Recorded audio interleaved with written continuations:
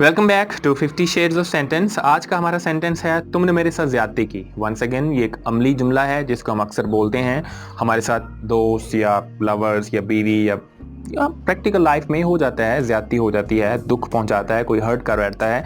सो देखते हैं जी इसके लिए हम इंग्लिश में किस किस अंदाज से कह सकते हैं। तुमने मेरे साथ ज्यादती की, यू डिड मी रॉन्ग, तुमने मेरे साथ गलत किया।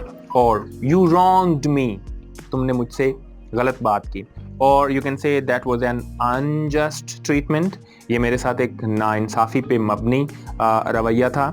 और you can say how can you be so rude, तुम मेरे साथ इतने रूड कैसे हो सकते हो, तुम इस तरह रूड अंदाज से कैसे बात कर सकते हो मेरे से।